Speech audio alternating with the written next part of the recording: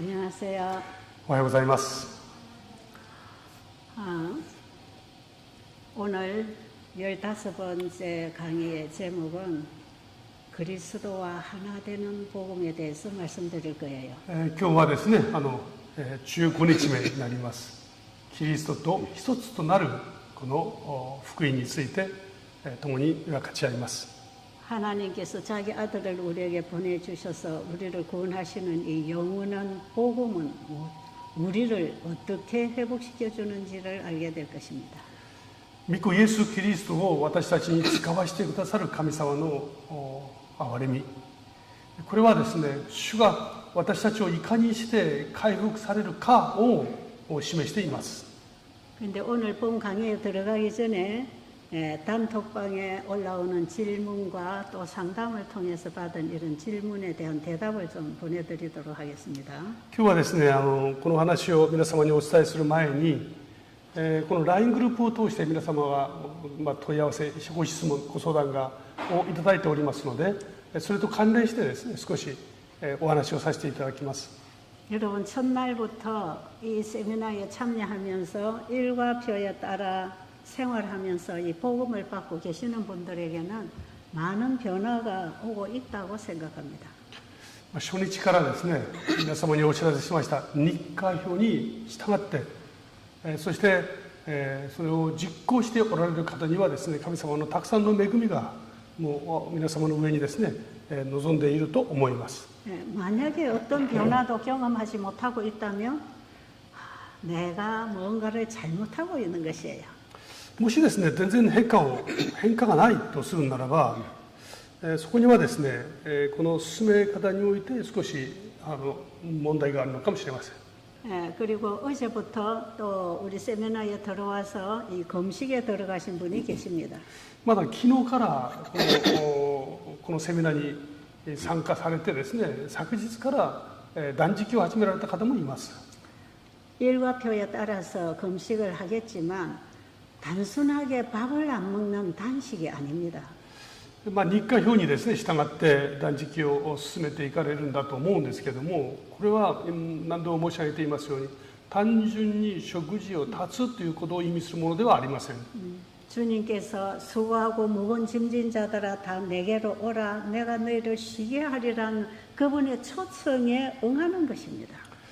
重荷を持った者は、背負った者は私のもとに来なさい、私が休ませてあげようというふうにおっしゃるキリストの招きに応えていくものを意味します。 그래서 내가 지고 있는 모든 죄짐과 문제의 짐과 건강의 짐을 주님께 온전히 드리는 것입니다. 私が今まで背負ってきた重荷ですね、そして罪の重荷、そしてこの健康に関する重荷、これ全てをですね、主の前に差し出す、お任せすることを意味します。 나의 생각과 나의 감정과 나의 인생을 주님께 온전히 드리고 주님의 것을 받아들일 때 하나님께서 일을 시작하십니다. 私自身を主の前に委ね、自分の人生を委ねですね、そして神様の語られる言葉をそのまま受け取るときに、その時に神様がいよいよこの働きを始めてくださるんですね。 이것은 단순하게 밥을 먹지 않는 금식요법이 아닙니다. これは単純にですね、食事を断つ断食の良いスキルとかいうものではありません。 지금까지 잘못 살아온 나의 신앙과 나의 인생을 주님께 온전히 회개로 드리는 것입니다. 今まで歩んできた私の人生、まだ道、その行動、その誤ったものをですね、これをそっくり神様に差し出すことを意味します。 그리고 건강식하고 물 마시고 운동하면서 우리의 잘못된 생활을 개선해 나가는 것입니다. そして、運動をしてお水を飲んでですね、で神様が与えてくださるものを取りながら、私の今まで誤った道を新しく再スタートすることを意味しますね。 그리고 내 생각으로만 살아왔던 내 생각을 포기해 드리는 것입니다. そして自分の考えや思いを持って生きてきたそれも全部主の前に置く、諦めることを意味します。 주님을 받아들이십시오. 主を受け取っていただきたいと思います。 그리고 이제는 주님 뜻대로 살기로 뜻을 정하세요. そしてイエス・キリストの身胸に生きるということを心で決めていただかなければいけません。 그때 주님이 붙들어 일으켜 주시고 その時主がですね、手を取って立ち上がらせてくださいます。 그래서 어제부터 이 금식에 들어가신 분은 바로 그 경험으로 들어가는 이 금식을 하게 되기 바랍니다. ですから昨日からですね、この断食を始められた方はまさにそのような思いを持って主にご自分を委ねていただきたいと思います。 그리고 어떤 분이 당뇨병에 대해서 질문해 왔어요. ある方はですね、糖尿病についてのご質問をいただきました。 당뇨병은 두 가지 형태의 당뇨병이 있다는 것입니다. 糖尿病にはですね、2つの形態の糖尿病があると言いますね。 하나는 우리의 생활 습관이 잘못돼서 생겨나는 당뇨병이 있어요. 一つは私たちの生活の過ちから起こる、その糖尿病があります。 이것은 이번에 우리가 배우는 대로의 생활 습관을 바로 잡아주면 당은 정상적으로 조절되고 회복됩니다. これは今回学んだように我々の生活を全く変えてですね、従っていけば糖数値は徐々にその正常に戻っていきます。 그런데 이번에 질문해온 그 당뇨 환자는 1형의 당뇨병이라고 합니다. でところがですね、問い合わせをいただいたご相談をいただいた方はですね、1型と言いましょうかに属する糖尿病です。 이것은 자기 면역계가 자기 췌장을 공격해서 췌장에서 인슐린을 만들어내지 못하는 당뇨병이에요. でこれは自己免疫のですね、攻撃によってそれが膵臓を攻撃して、そして、このインシュリンをですね、その正常に作り出すことができなくて生まれる病ですね。 사실 이것은 현대의학으로도 힘들다고 하는 당뇨병이에요. これは今現代の医学でも非常に困難だと言われる病です。 그런데 나는 1형 당뇨병인데 금식이나 이 치료법으로 괜찮을까요? 하는 질문이 왔어요. でところでですね、私はこの1型の糖尿病を患っていますけれども、こういう断食でですね、良くなるでしょうかという、そういうご質問でした。 그런데 의학적으로는 당뇨병을 두 가지 형태로 분류를 하지만 이 성서의학의 본질에서는 이걸 하나로 취급합니다. でこの医学的にはですね、糖尿病というのはこの2つの種類に分けて、その定義していきますけれども、聖書的な医学においてはですね、一つです。この一つの種類のみですね。 그래서 반드시 이번에 강의에 따라 생활 지도를 따라 실천해야 되겠지만 이런 자가 면역으로 췌장이 공격을 받는 이런 병은 반드시 주님 앞에 자신을 드려야 합니다. ですから、両方ともですね、生活を変えて正しく生活を歩まれることが求められますけれども、しかし自己免疫による障害であるならばですね、まず自分自身をイエス様の前に完全に捧げることから始めなければなりません。 예, 우리 몸에 있는 면역계가 변질이 일어나서 자기 장기를 공격하는 이 병은 창조의 생명이 들어올 때 정상으로 돌아옵니다. この自己免疫の能力がですね、力が自分の臓器を攻撃して起こる病、これはですね、創造の命力が私たちの中に入った時に癒されます。 그래서 어떻게 보면 제가 그동안에 본 환자들은 이 복음 앞에서 자기가 깨어지고 진리를 만날 때 자가 면역성 질환이 제일 빨리 치료됩니다. ですから今まで私がお目にかかった多くのですね、病の患者さんの中でこの自己免疫の障害、この攻撃によって、病を得た方々はですね、自分自身をキリストの前に完全に捧げるという時に最も効率よくですね、癒されるものを見てきました。 자가 면역성 질환의 주 요인은 스트레스입니다. この自己免疫のですね、主な要因、理由、原因はですね、ストレスと言えます。 지난번에 우리가 스트레스를 안 받을 수 있는 원칙들을 많이 알았어요. 前回ですね、私たちはこのストレスを受けることのない方法について分かち合いました。 예, 사실을 피하지 말고 사실을 사실대로 받아들일 때 스트레스는 없어지는 것이에요.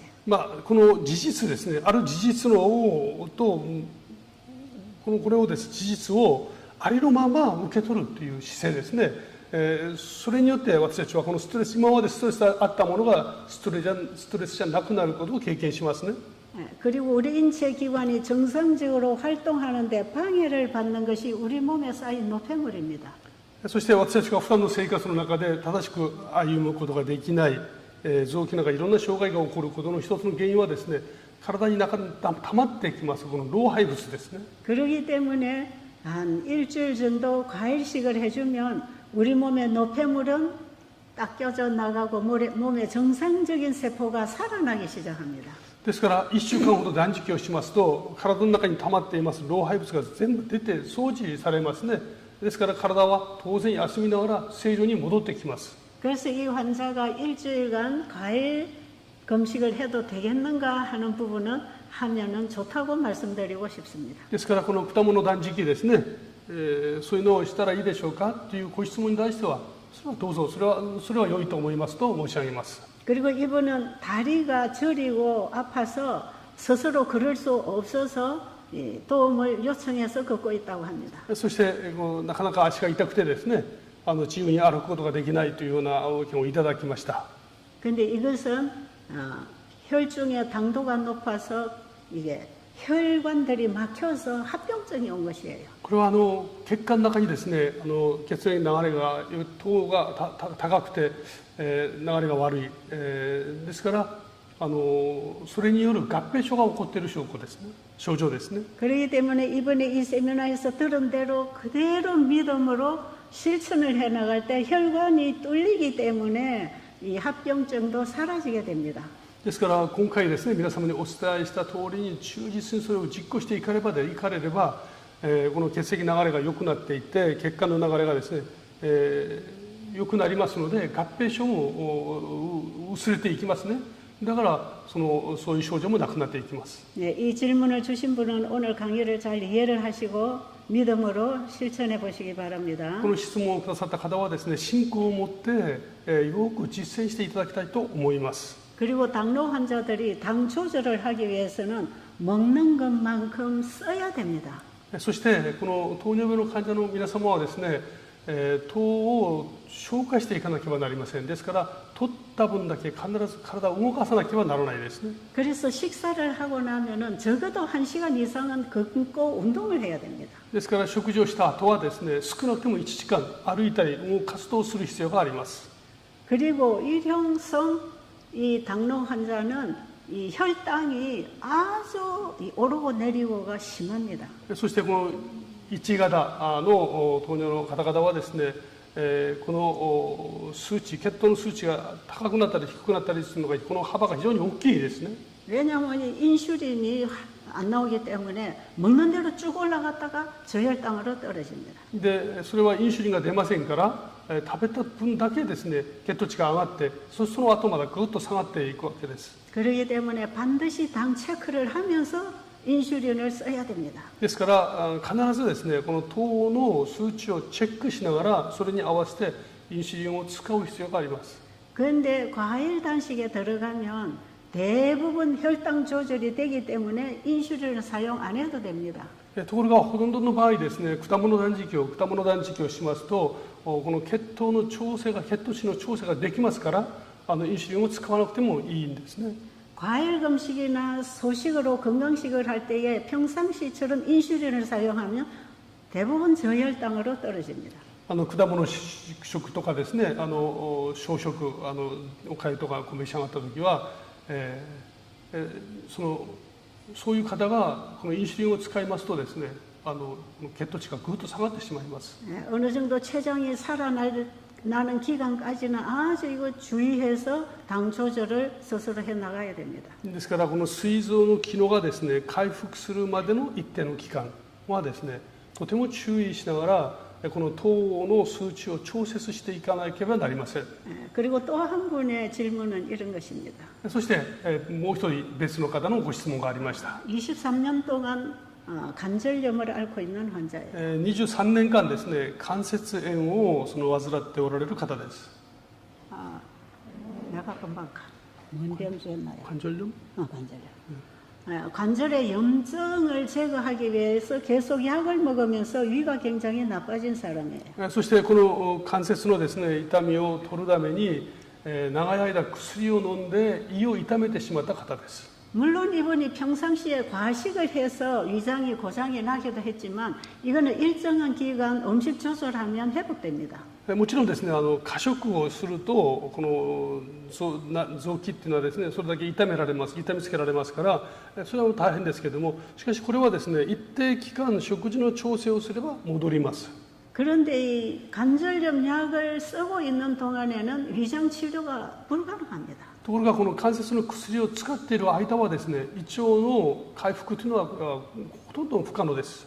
그런데 관절의 통증을 없애기 위해서 또는 치료를 위해서는 지금까지 하던 식사법을 고쳐야 됩니다. ところがですねこの関節の痛みを取るためにはあるいはそれをある程度抑える調整するためにはですね今までの食事の方法を全く変える必要があります。 근데 이분은 소화가 안 되니까 음식을 조금 먹고 조금 먹으니까 배가 고프고 저혈당이 오니까 꿀물을 자꾸 마신다 그래요. でこの方はですね食事をたくさん胃が痛いから食事をたくさん取れない、食事を取れないから栄養が足りないだからその蜂蜜のですね蜂蜜のものをお飲みになるというふうにおっしゃってました。 여러분 꿀을 자꾸 먹는 것은요 아주 좋지 않습니다. この蜂蜜をですねたびたび取るのはこれはあまりよくありません。 네, 꿀물을 마실 때는 저혈당이 올 때에 임시로 막아주는 것이지 그게 몸에 좋다고 매일 오전 오후 그걸 먹으면 안 돼요.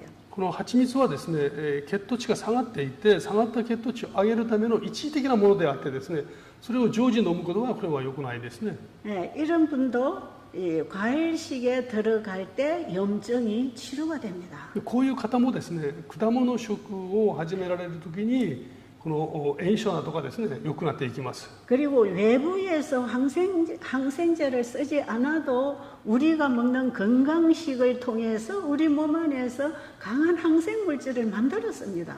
そして外部からですね抗生剤を取っていかなくても私たちが正しい食事をしていくとき私たちの体の中でもですね非常に強い抗生物質を自分の力で作り出していきますね。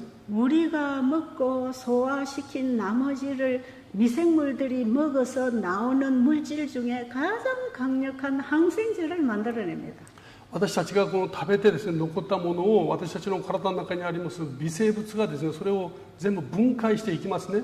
その分解する最中で最も力強く作り出されるのがこの抗生物質です。 그렇기 때문에 우리 몸이 영양을 흡수하고 몸에 필요한 물질을 만들어 쓸 수 있는 식생활을 바로 하는 게 중요해요. ですから私たちの体が必要とする栄養剤をですね、取ってまたその抗生剤を自然の抗生剤を作り出すためにこの食べ物というのはとても大事ですね。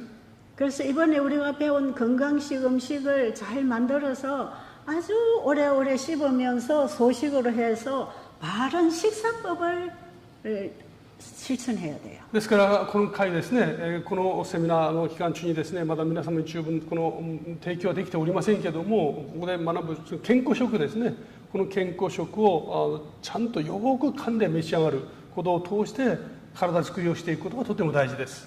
내가 지금 잘하고 있는데 그렇습니다 하지 마시고 뭔가 잘못되어 있다는 걸 아시고 다시 배워야 되기 바랍니다. いや私今ちゃんとやってますけどなんておっしゃる方いらっしゃるかもしれませんけどもそうおっしゃらずにもう少しですね丁寧に学ぶ必要があります。 제가 어제 이분의 문제를 보면서 이분은 이렇게 강의를 해서 스스로 할 수 있는 분이 안 된다는 걸 제가 좀 알았어요. 実は昨日ですねいろいろ話を聞きながらこういうですね今経験の中にいらっしゃる方はこの講義内容を聞いてですねそれでご自分でこの問題を克服するというのは非常に難しいなというふうに感じました。 그래서 제 생각에는 좀 늦기는 하지만 12월 5일부터 우리 야외다께서 하는 이 프로그램에 이분이 좀 오시면 거기서 이 모든 식생활이나 이거 좀 지도를 해드리고 싶었어요. 実はですねちょっと遅くはなりますけれども今年の12月にですね約2週間ほど沖縄でこの宿泊型のですねこのセミナーを予定しているんですね。こういうところに皆様が宿泊されて生活の中からこれを指導を受けられたら本当にいいなと思いました。 여러분 대부분 이 강의를 듣고 스스로 실천할 수 있어서 도움을 받을 수 있는 부분이 많지만 어떤 경우는 실제로 도와줘야 될 환자분들이 있어요. 実際皆様はですね、この日課表に従って自分で生活をすることによって良くなられる方もいらっしゃいます。しかし一方でですね、実際にそれを助けてこの補助していくということによって良くなられる、実際的に補助する必要がある方もいらっしゃいます。 그래서 이런 분들을 위해서 우리가 요양 프로그램을 좀 해야 되겠다는 생각을 하고 있습니다. それでこういう方々のためにですね、たくさんいらっしゃると思いますけど、実際に隣で一緒に補助することができるプログラムを考える必要があるんだなということを感じました。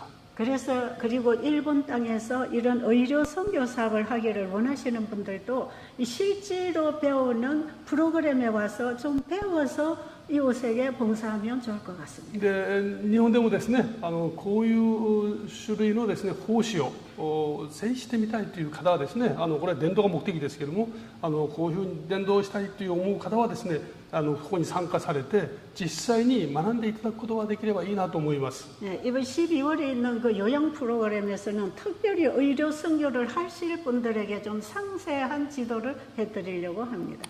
今回ですね、12月それが予定通りに実行されるならば、そういう私もこういう方針に就きたいですと思われる方にですね、具体的なことが学べるようなですね、そういうプログラムを兼ねていきたいと思っています。 그리고 또 한 분의 질문이 있었습니다. もう一人の方のですね、ご質問がありました。 이 과일 금식을 어린 아이들에게도 가능합니까 하는 질문이 나왔습니다. この健康食ですね、果物食、こういうものをですね、子供にも適用することができるでしょうかというご質問をいただきました。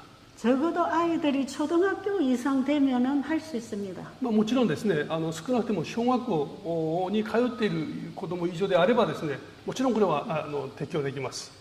밥을 안 먹고 소화 잘 못 시키고 짜증내고 투정하는 이런 아이들은 하루나 이틀쯤 과일 식사를 하고 물을 잘 먹이고 운동을 시키면 안정 상태에 들어갑니다.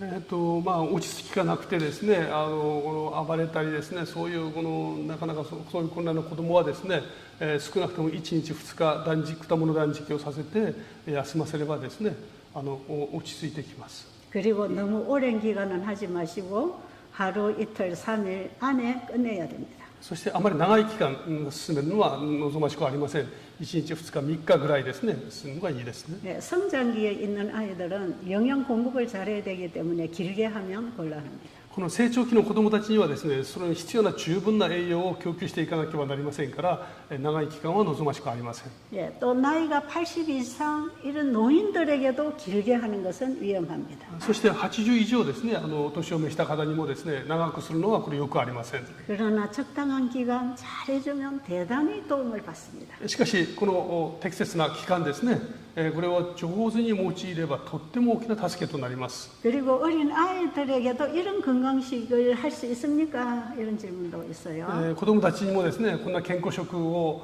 行うことは可能でしょうかという質問がありました。 예, 어린 아이들도 똑같습니다.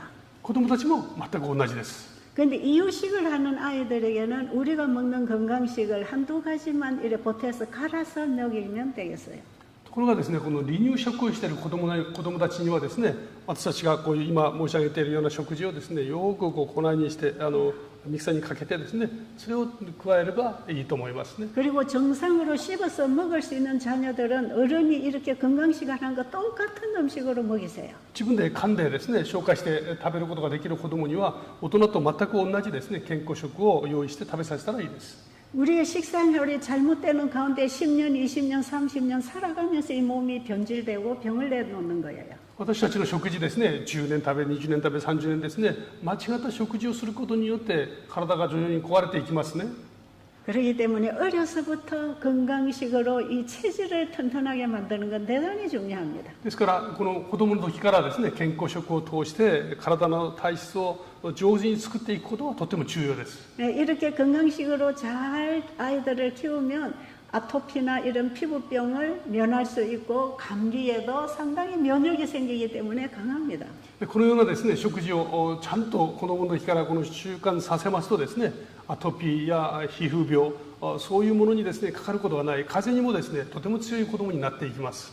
어른이나 아이들이나 이 몸은 똑같습니다.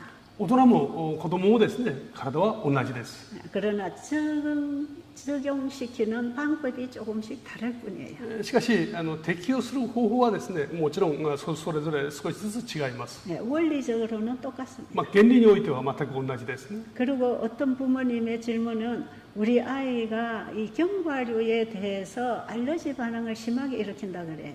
ある方はですね、喧嘩類の食べ物に対してですね、アレルギー反応を起こしますってこうおっしゃいました。 어느 과일이나 견과류나 어느 곡식에 특별한 알러지 반응을 일으키는 체질이 있습니다. ある特別な穀物ですね、食事、そういうものにですね、アレルギー反応を起こす体質ってあります。 그런데 이것은 지금 우리가 배우는 이 건강 생활로 피가 바뀌어지고 체질 개선이 되면 없어집니다. でこれは今ですね、私たちが今進めていますこの健康食でですね、体の中の血管が変わり体質が変わっていきますと克服していけます。 그런데 일단 알러지 반응이 일어날 때는 그 음식을 끊어야 합니다. 그 음식을 먹이지 말라. ところがですね、음식을 먹이지 말라. 알러지 반응이 올 때는 그 견과류를 먹이지 말라. ところがですね、一応アレルギー反応が起こった時は、そのアレルギー反応を起こすそのものは断つ必要がありますね。 그리고 이번에 배운 건강 생활을 실천을 계속 하다 보면 체질이 바뀌어집니다. そして今回学んだですね、この健康食を続けていけば徐々に体の体質も変わっていきます。 과일식을 며칠하고 건강식을 며칠하고 한 달쯤 지난 후에 다시 시도해 보세요. その断食を数日始めてですね、そして健康食をずっと続けて1ヶ月くらい経った時からもう1回ですね、アレルギー反応を起こすかどうか試してみるんですね。 조금 먹어보고 괜찮으면 양을 늘려서 조금씩 더 먹을 수 있습니다. 最初は少しだけですね、少し食べて、もしアレルギー反応をですね、起こさないならもうちょっと食べさせることができます。 이 몸이 정상적으로 활동할 수 있도록 조건을 갖춰준다면 몸은 자기에게 유익한 것을 받아들이기 시작합니다. この体を正しく保つためのですね、条件が満たされるならば、この体はですね、本当に自分の体に良いものは徐々に受け取ることができるように変わっていきます。 그러다가 조금씩 시도했다가 또 알러지 반응이 오면 끊으세요. で少しずつまたですね、進めているうちにどっかでアレルギー反応が起こるならばその時はまた止めます。 그리고 또 한두 달 후에 다시 시도해 보세요. そして、その健康食を続けてですね、1ヶ月あるいは2ヶ月後にもう1回試してみるんです。 이렇게 해서 알러지 반응에서 자유하게 되는 사람들 있어요. このような方法でですね、このアレルギー反応から完全に自由になる人がいました。 이건 어른이나 아이나 다 똑같습니다. これは大人も子供もみんな同じです。 자, 오늘은 여기까지 제가 받은 질문에 대해서 대답을 해드려서 오늘 이제 본 강의로 들어가겠습니다. 今日のですね、皆様からいただきましたご相談の内容を、返事を申し上げました。今日のテーマに入りたいと思います。 오늘 여러분에게 내놓은 이 주제는 이 참으로 중요한 복음입니다. 今日ですね、皆様に提示させていただきましたこのテーマはとっても重要なテーマです。 여러분이 건강 회복하는 건강 복음보다 이 영생의 복음에 대해서 알아야 합니다. 皆様がですね、関心のあるこの健康の回復よりこの永遠の命に関するメッセージをぜひ知らなければなりません。 오늘 드린 제목은 그리스도와 하나 되는 복음. 今日のテーマはですね、キリストと完全に一つになる福音のことを申し上げます。 영원히 우리 주님과 하나 되는 복음. 永遠にですね、イエス様と一つとなるメッセージですね。 이것은 영세전부터 하나님이 계획하신 구속의 비밀입니다. これは永遠の昔から神様が私たちのために計画をして置かれたこれは救いの秘密なんですね。 하나님이 인간의 몸을 입고 이 땅에 오셔서 인간을 만나서 하나님을 보여주는 이 신성과 인성의 결합은 비밀입니다. この人を救うためにですね、この人間の体をとってこの地上に来られてご自分の姿を通して神様を見せてくださる。これはまさにですね、神様の人生と神聖のこの秘密の権限なんですね。 그런데 하나님이 인간이 되어서 이 땅에 오신 것은 우리 인간을 하나님과 하나 되게 해주시려고 그런 일이 있었던 거예요. この神様がですね、私たちと同じ人間の形をとって私たちにご自分を示してくださったのはまさに私たちを神様と一つにしようとしておられるこの計画の実現ですね。 저는 이 진리를 공부하면서 잠을 못 자도록 기뻤습니다. 私はこの真理に触れてですね、本当に夜眠れないほど嬉しかったです。 자, 그 일이 어떻게 되는지 한번 보겠습니다. それがどのようにしてですね、可能なのかを確認いたします。 자, 우리가 지난번에 이 건강기별이 창세기 1장에서 봤다 그랬죠. 先日ですね、私たちのこの健康のメッセージが創世記一書から来ていると申し上げました。 하나님께서 우리에게 필요한 햇빛과 물과 공기와 음식을 주실 때에 그 속에서 예수님을 약속하셨다고요. 神様は私たちにですね、太陽、そしてこの空気、光、必要な全てをですね、与えてくださいました。その与えてくださったものの中にですね、を通して救い主も一緒に約束しておられたんですね。 하나님의 창조에는 우리를 구속하는 구속의 비밀이 계시되어 있습니다. 神様の創造の技の中にはですね、私たちを救うという神様の愛も当然含まれています。 그래서 예수님은 천국 복음을 천년계를 비유로 들어서 늘 설교하셨어요. ですからイエス様はですね、この視線にある全てのものを通して絶えず天国のその秘密を教えてくださいました。 근데 우리가 지난번에 건강식 식사할 때에 이 말씀을 잠깐 전해드렸어요. 先日ですね、私たちが食べる食事を食べるということについて申し上げたときにこのことも兼ねて申し上げておりました。 주님이 우리에게 먹고 살 음식을 제공해 주실 때 그 속에 복음이 함께 왔단 말이에요. 神様が私たちにですね、食べるべきものを用意してくださいました。そしてそれを私たちにくださったんですね。その中には私たちが同時に受けるべき福音も含まれているんですね。 우리가 음식을 먹었을 때 그 음식이 피가 되고 피는 내 온 몸에 흘러보내는 생명입니다. 私たちはですね、食事をいただきますけれども、この取った食事がなんと体の中で血液と変わっていきますね。そしてそれが体の隅々に回って私たちの体の健康を維持させます。 그래서 사람은 음식을 먹어야 숨쉬고 살게 돼 있어요. ですから人々はですね、食事を取ることを通して、息もできますし動くこともできます。 밥을 먹고 공기를 마시고 물을 마시고 햇볕을 보고 자고 활동해야 살게 돼 있어요. 私たちはご飯を食べて水を飲んでですね、太陽の光を受けてそして運動をして初めて生きるようにできています。 근데 우리가 일상생활에서 날마다 보고 듣고 마시고 먹는 이 생활을 통해서 우리에게 영원한 복음을 계시합니다. この私たちが日常的に毎日食べて飲んでその生活するすべてを通して神様は真の福音をですね、私たちに一緒に合わせてくださっているんですね。 우리에게 음식을 먹어야 살도록 만들어 놓으시고 음식을 만들어 주신 그분은 너희가 나를 먹어야 영생한다고 가르치신 분입니다. 私たちに食べなければならないように作ってくださり、また食べ物も用意してくださった神様が、あなた方は私を食べてこそ永遠に生きることができるんだと教えてくださいます。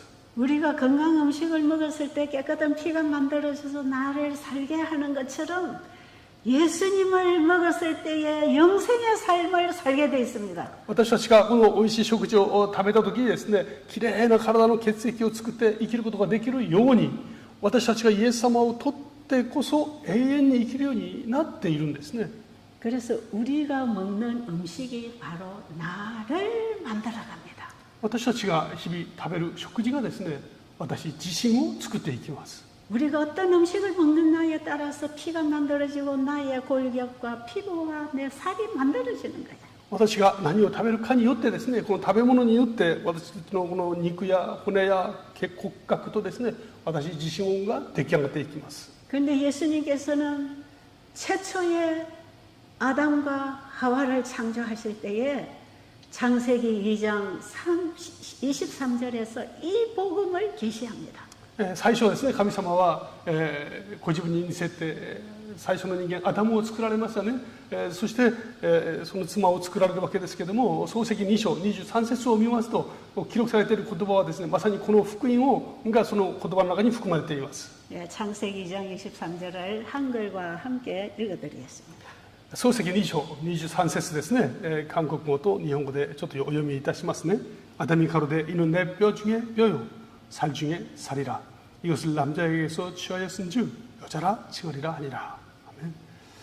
아멘. 人は言った。ついにこれこそ私の骨の骨、私の肉の肉、これをこそ女と呼ぼう。まさに男から取られたものだから。 하나님께서 남자와 여자를 창조하실 때에 두 사람을 만들지 않았어요. 神様は、男と女を作られましたね。その際にですね、別々2人を同時に作られたわけではありません。 아담을 창조하셨습니다.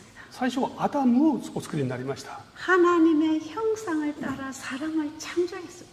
ご自分に似せてかたどって人を作られたんですね。 그리고 그 사람에게 하나님의 생명을 불어넣었습니다. そしてその人にですね、神様の命を吹き込まれました。 그래서 흙으로 빚어진 인간이 살아 움직이는 존재가 되었습니다. それによってですね、土で作られた人々が生きて活動することができるようになりました。 그리고 생육 번성할 수 있는 모든 법칙을 그 속에 넣어주셨습니다. そして、産んで増やして満たすことのできるこの命の法則をですね、その中に与えてくださいました。 여러분, 하나님이 남자를 하나를 만들었다는 것입니다. 神様はですね、最初に男性男一人だけを作られたということです。 그리고 아담이 잠든 이후에 갈비뼈를 취해서 여자를 만들었어요. そしてそのアダムを寝かしてですね、アダムの中から骨を一本取って女性を作りました。 아담이 한숨 자고 일어나니까 이쁜 섹시가 하나 앞에 있는 것입니다. アダムがですね、ぐっすり一眠りして起きてみたらですね、綺麗な女性がその前に立っています。 그 여인을 보고 아담이 뭐라고 합니까? そのアダムがですね、語った言葉ですね。 너는 내 살 중에 살이요 뼈 중에 뼈야. あなたは私の骨の骨、私の肉の肉。 이게 뭐예요? 너는 나야. それはどういう意味でしょうか。あなたは私ですっていう意味ですね。 내가 너야. そして私はあなたですっていう意味です。 하나라는 거예요. 一つという意味です。 자, 우리가 음식을 먹었을 때 그 피가 되고 그것이 나를 만들어 살게 하는 것처럼 私たちがですね、食事をしてお水を飲むとです、それが私を生かすのと同じように、 예수님을 믿음으로 내 안에 받아들였을 때 우리가 예수님과 하나가 된다는 것입니다. イエス・キリストを受け入れたときにですね、私たちはイエス・キリストと全く一体となるということを教えます。 저는 창세기 2장 23절이 아담과 하와를 창조할 때에 예수님과 나를 하나 만들어주는 복음이 같이 왔다는 것을 알게 됐어요. この創世記2章23節を読んだときにですね、神様がアダムを作り、その女性を作ることを通してですね、神様が私を作ると作られたときにキリストと一体となるように作ってくださったんだということを学びました。 내가 지금은 이 모양이지만 예수님을 내 안에 영접해서 그분과 하나가 될 때 예수님과 내가 영원히 하나로 산다는 것입니다. 私はですね、コランのところにこういう問題を抱えている弱いものですけれども、私の中にイエス様が一緒に住んでくださるようにしてくださって、やがてですね、永遠に生きることができるようにしてくださったということですね。 여러분 에베소서 5장에 보면 부부 관계를 얘기하고 있잖아요. エペソの5章を見ますとですね、そこには夫婦関係について記録されていますね。 에베소 5장 31절 32절을 한글과 함께 읽어드리겠습니다. エペソのですね、言葉をですね、皆様にちょっとお読みいたしますね。5章31、32です。그러므로 사람이 부모를 떠나 그 아내와 합하여 그 둘이 한 육체가 될지니 이 비밀이 크도다. 나는 그리스도와 교회에 대해서 말하노라. それゆえ人は父と母を離れてその妻と結ばれ二人は一体となる。この神秘は偉大です。私はキリストと教会について述べているのです。 남자가 부모를 떠나 여자와 합하여 한 몸을 이룰지라. 그게 결혼제도입니다. これはですね、人がですね、両親から離れ、そしてその妻と結ばれて一つになる。これは夫婦制度ですね。 여러분, 이 세상에서 우리가 보고 경험하고 살아가는 것은 보이지 않은 영원한 사물의 비유입니다. 私たちがこの地上でですね、生きるその全ては目に見えない永遠の御国のですね、影に過ぎます。影そのものですね。 예, 이 부부가 결혼해서 한 가정을 이루고 자식을 낳는 것은 하나의 비유입니다. この夫婦がですね、出会って、そして子供を産んでですね、一つの幸せな家庭を築く、これはこの福音のですね、例えと捉えることができます。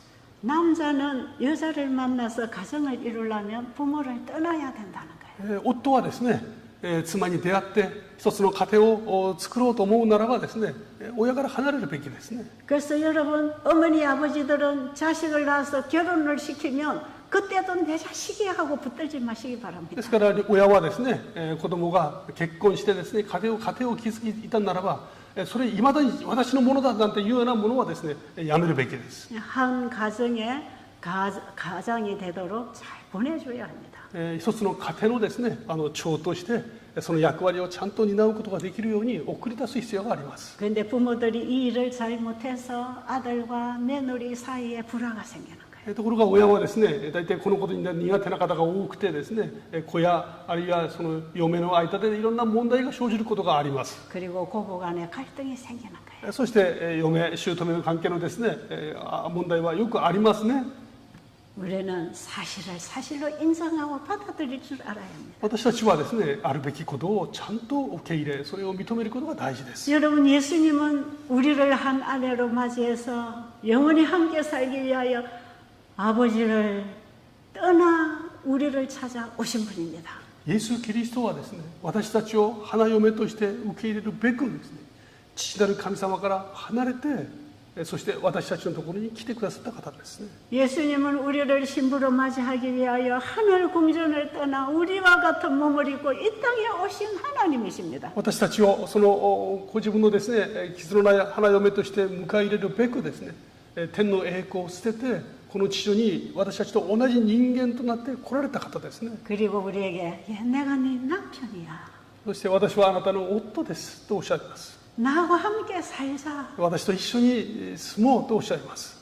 여러분, 여자는 남편을 잘 만나면 인생이 바뀌는 거예요. 女性はですね、良い夫に出会うとですね、本当に幸せな生活を歩むことができます。 여자가 아무리 이쁘고 교육을 잘 받은 여자라 할지라도 결혼을 잘못해서 도둑놈에게 시집가면 도둑놈 각시가 되는 거예요. その女性がですね、とても教養があってとても美しくてもですね、例えば泥棒のような人と出会って、家庭を築きますとですね、泥棒の妻になってしまうんですね。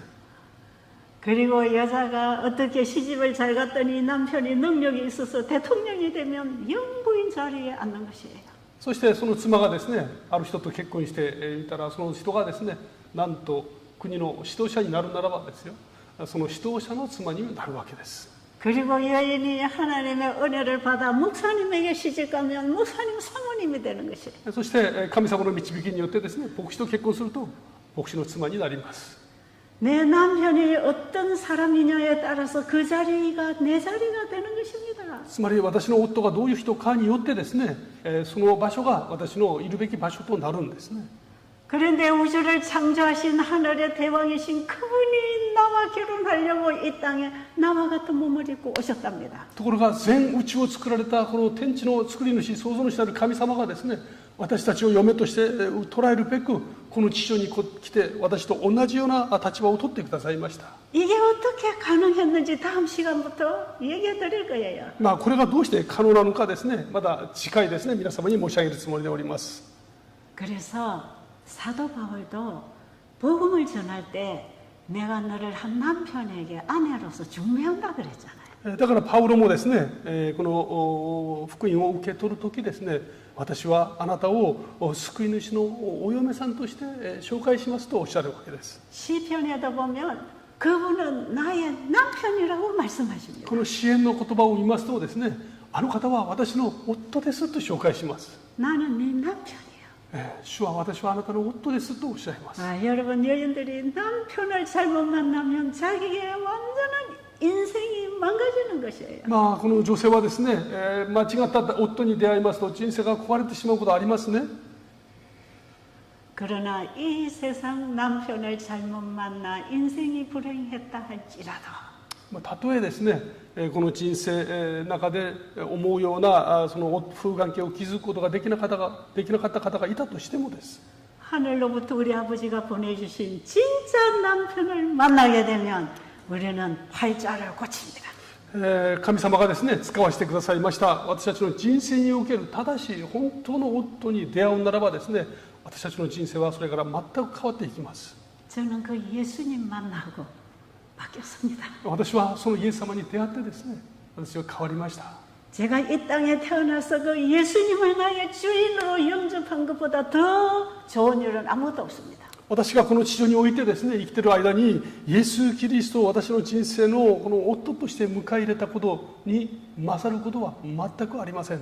그분을 나의 남편으로, その方を私の夫としてですね、 나의 주인으로, 私の主として、 그분이 나의 모든 것을 책임지게 할 때, 主が私のすべてのことにおいて責任を取ってくださるとき、 그분의 말씀에 따라 살아갈 때, そして主の御言葉に従って生きるときです。 그분은 이 사랑하는 아내를 가장 행복하게 해주시는 남편. 主はこの愛する妻を最も幸せに導いてくださる夫なんですね。 여러분 영적인 이 남편에게 한번 시집가고 싶지 않으세요? 皆さんはですね、この霊的な夫にですね、ぜひお嫁に行きたいとお思いになりませんか？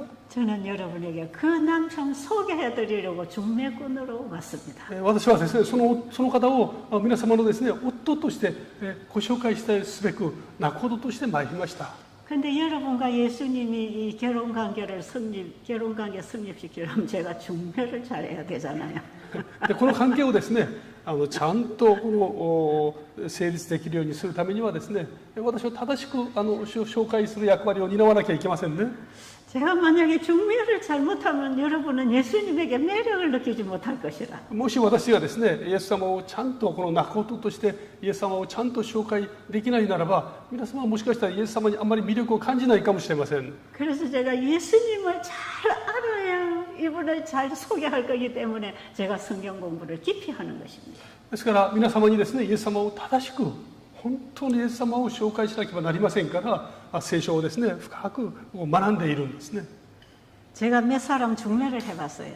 私は今までですね、何人か仲人の役割を担ったことがあります。 그래서 결혼에까지 가도록 했어요. そして結婚までですね、たどり着いた方がいらっしゃいます。 그런데 중매를 시작하고 결혼이 될 때까지 항상 좋은 얘기를 해줘야 됩니다. もちろんですね、この紹介をして結婚に至るまではですね、お互いの長所をですね、十分に紹介をします。 이분에 대한 좋은 얘기만 계속 해줘야 그분에 대한 매력을 가집니다. この方のですね、素晴らしい長所、いいところをですね、紹介することによって、その人に対する魅力を感じますよね。 근데 인간은 다 100% 좋은 것만 있는 게 아니다 이 말이에요. ところが我々人間はですね、全部いいことばっかり紹介できるわけではありません。問題もみんなあります。 근데 좋은 면만 얘기를 해서 결혼을 하고 살아보니 속았구나 하는 게 있단 말이죠. だからですね、そういう問題のみんなある人々を良い点ばっかり紹介して魅力を感じて結婚してみたら、いや悪いところもあると気づいてしまうわけです。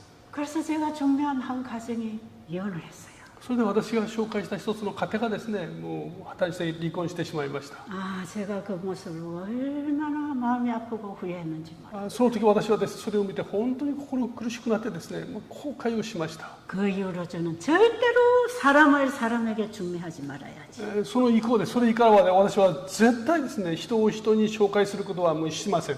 왜냐하면 내가 모르는 그분들이 있더라 이 말이죠. なぜかというと、いい人だと思ってもですね、その人の中には私が知らない面がいっぱいあるんですね。 내가 잘 몰라서 소개한 것이 나중에 치명적인 이혼을 가지고 오더라 이 말이에요. 私がよく知らずにですね、紹介してしまったのに、その知らなかった部分が致命的な問題となって離婚する場合がありますね。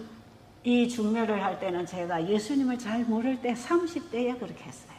このですね、実は仲人になった時は、私はイエス様をよく知らなかった30代の時でした。 근데 그 이후로는 제가 중매를 잘 안 합니다. それから私はもうそういうことはしません。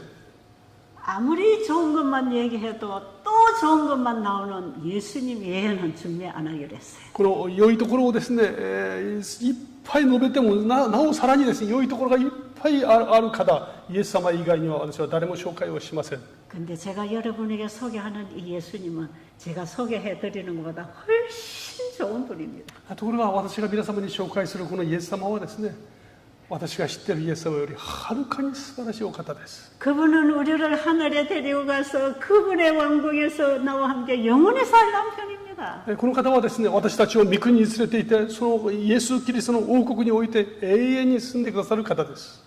만주의 주요 만왕의 왕이신 분의 아내가 되는 것입니다. すべてを作られ、すべてを所有する方の妻になることができるんですね。 그래서 우리는 영원히 우리 아버지 집에서 함께 살 것입니다. そして私たちは永遠のですね、御国において父なる神様と一緒に住むことができます。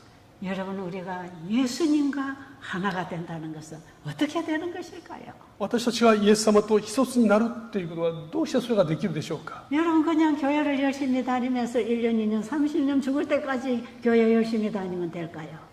教会にですね、1年、2年、10年、30年、一生教会に通えばそれでいいんでしょうか。 그렇지 않습니다. そうではありません。 교회를 오는 것은 그 예수님을 더 깊이 배우려고 오는 것이에요. 教会に通うのはですね、まさにそのイエス・キリストについてもっと深く学ぶために来てるんです。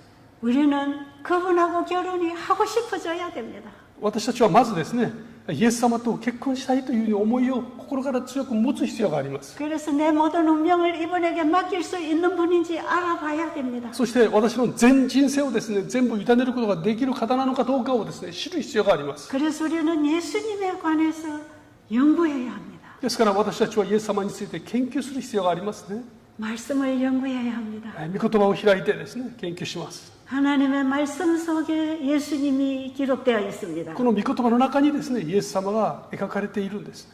그 예수님에 관한 말씀을 받아들일 때 예수님이 내 안에 임하십니다. この御言葉をですね、心の中に深く受け入れるときにイエス様が中に住んでくださるんですね。 마치 우리가 음식을 먹으면 그 음식이 피가 되고 내 몸을 만들어가는 것처럼 ちょうど私がですね、ご飯を食べますと、それが私の体の中で血液となって私の体を作り出すのと同じです。 예수님을 내 마음에 받아들일 때 예수님의 생명과 품성과 사랑이 나하고 같이 변화됩니다. このイエス・キリストを受け入れるときですね、イエス・キリストの命、イエス・キリストの品性、イエス・キリストのこの姿がですね、私と一緒に存在するようになるんですね。 요한복음 6장 46절 보겠습니다. ヨハネの福音書ですね、6章46節。 한글과 함께 읽어드리겠습니다. 6장? 예, 6장 46절. 56절인가? 56절인가요? 아, 아까 적어놓은 거 있죠. 6장 56절이요? 맞아요. 6장 56절?ヨハネの福音書5章56節をお読みいたしますね。 한글 읽어주세요. 내 살을 먹고 내 피를 마시는 자는 내 안에 거하고 나도 그 안에 거하니. 私の肉を食べ私の血を飲む者は私におり私もその人におる。アメン。 자, 우리가 음식을 먹을 때에 피가 돼서 내 살과 생명으로 내 안에 음식이 함께 거하는 것입니다. 私たちがご飯を食べますとですね、この食べたものがこの私たちの肉となり血となるんですね。つまりその食べ物は私の中で私と共にいることを意味します。 예수님을 내가 믿음으로 받아들일 때 예수님은 내 생명이 되고 내가 되어집니다. イエス・キリストを信じて受け入れるときですね、イエス様は私の命となり私自身となってくださるんですね。 그래서 이제 이후로는 내 생각대로 내 멋대로 살아가지 않고 주님이 나를 통해 사시게 하는 것입니다. ですからこれからはですね、私が自分の思い通りに自分のわがまま通りに生きるのではなく、主が私の中に住んでくださる主の心に従って生きることになりますね。 자, 이런 과정이 어떻게 이루어질까요? このようなプロセスがどのようにして可能になるんでしょうか。 자, 우리가 창세기 1장에서 하나님의 말씀으로 만물이 창조되어 나온 것을 배웠습니다. 私たちはですね、創世記一章を通して神様がそう命じられるとそこに全てのものがこの生まれましたことを勉強しました。 이 만물을 창조하신 그 능력은 말씀의 능력이었습니다. この神様は御言葉を通してそこにあるものをお作りになりました。それが御言葉の力だったんですね。 근데 요한복음 1장 1절로 14절에 보면 그 말씀이 육신을 입고 이 땅에 오신 분을 예수님이라고 합니다. そしてヨハネの福音書1章ですね、1節から14節を見ますと、その言葉が肉となってこの地上に来られたイエス様だと紹介します。 그래서 우리가 예수님을 믿음으로 내 안에 영접한다는 것은 바로 말씀을 받아들이는 것을 의미합니다. ですから私たちがイエス・キリストを信じて私の中に信仰として受け入れるとですね、それはつまり神様の御言葉をそのまま受け入れることを意味します。 그래서 우리가 건강식을 해서 맛있게 먹어야 되는 것처럼 하나님의 말씀을 골성이처럼 받아 먹어야 합니다. ですから神様が提示されました健康食をですね、美味しくいただきますね。そして私たちが生きます。それと同じようにイエス・キリストも私たちは受けていく必要がありますね。 하나님의 말씀을 기쁜 마음으로 믿음으로 받아 먹을 때 내 생각이 변하고 내 감정이 변하고 행동이 변합니다. この神様の御言葉をですね、私たちが心の中に喜んで受け入れるときに、私たちの感情も変わりますし、私たちの考え方も変わりますし、私たちの行動も変わっていきます。 어떻게 이런 과정이 이루어질까요?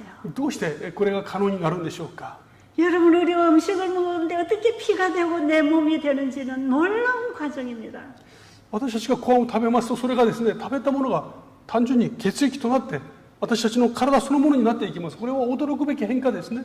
하나님의 말씀을 믿음으로 마음에 받아들였더니 내 생각과 가치관과 내 행동이 바뀌더라 이 말이에요. 神様の御言葉をですね、私たちが受け入れるときに、私たちの考えと私たちの思いとですね、行動が変わっていくんですね。 이게 창조의 능력입니다. これが創造の技なんですね。 하나님의 말씀에는 창조력이 있습니다. 神様の御言葉の中にはですね、創造の力があるんですね。 하나님의 말씀은 살았고 운동력이 있습니다. 神様の言葉は生きていてですね、諸刃の剣よりも鋭いんですね。 그래서 그 말씀을 받아들이면 우리의 영과 혼과 골수와 관절을 찔러 쪼갭니다. ですからその言葉を受け取っていくときですね、私たちの骨と骨髄を全部全て分けていく力があるんですね。 하나님의 말씀을 믿음으로 받을 때 그 말씀이 나와 하나 됩니다. 神様の御言葉を受け入れるときですね、その御言葉が私と一つになるんですね。 우리가 그분의 살과 피를 먹는다는 것은 그분의 말씀을 먹는 것을 의미합니다. 私たちが主の肉を食べ、その血を飲むということはですね、つまりイエス様の御言葉を受け入れるということを意味します。 그래서 우리가 그분의 말씀을 받아 먹어 씹어 삼켜 소화될 때 그 말씀이 내 살과 피와 뼈가 됩니다. ですからその御言葉をですね、よく研究して私たちが理解していくときに、その言葉が私たちの体のですね、考えやその生き方や行動となっていくんですね。 우리는 말씀을 받아들임으로 그리스도가 내 안에 내가 그리스도 안에 하나 됩니다. 私たちがその御言葉を受け入れるときに、イエス様が私の中で一つとなってくださり、私たちがイエス様の中で一つとなっていくんですね。 자, 여러분 오늘 이 하나 되는 얘기까지만 하고 이제 내일부터 어떻게 이것이 되는 과정인지를 이제 우리가 좀 공부하겠습니다. 今日はですね、今一つになるとここまで申し上げました。明日以降はですね、本当に具体的に分かりやすくどのようにそれが可能なのかについて申し上げます。 여러분 관심 있으세요? 皆様知りたいと思われますか？ 여러분 그냥 맹목적으로 피상적으로 신앙한답시고 교회만 왔다가 하면 이거 아무것도 모릅니다. 皆様はですね、この真理をしっかり捉えずにですね、教会に通うだけではこれは理解できません。 그런데 지금부터 여러분이 신앙을 바로 시작하세요. ですから今からですね、信仰新しく始められるということはとても大事です。 이번 기간을 통해서 내 신앙이 이대로 괜찮은가를 한번 점검해 보시기 바랍니다. この機会を通してですね、私の信仰は本当にこのままでいいんだろうかと一回立ち止まって吟味することはとても重要です。 여러분이 가지고 있는 모든 문제를 내려놓으세요. 今皆様が問題を抱えておられるものはありますか？そこに置いてください。 그리고 이제 주님이 하신 말씀에 귀를 기울이세요. そして語ってくださる御言葉に耳を傾けてください。 그 말씀이 여러분 속에 와서 잘 역사하도록 하기 위해서 우리 몸 관리를 하는 게 건강기별입니다. 主が私の中に入ってですね、ご自分の身胸を表すために私たちが自分を完全に開ける。これは健康法則のとても重要な要素ですね。 이 교회가 전하는 건강기별은 단순하게 병 고쳐서 이 땅에 오래 살아라는 기별이 아닙니다. 私たちの教会が与えるですね、この健康のメッセージというのは、健康に生きてこの地上にですね、少しでも幸せに生きよう、そういうメッセージではありません。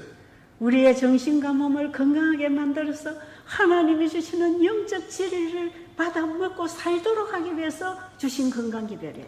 私たちがイエス・キリストの御言葉をいただいてですね、この地上にとどまらずに永遠に生きることができるように、この福音をいただくのが私たちの信仰です。 여러분 오늘 들은 이 말씀을 집에 돌아가서 3번, 4번 반복 들으시고 내일 오시기 바랍니다.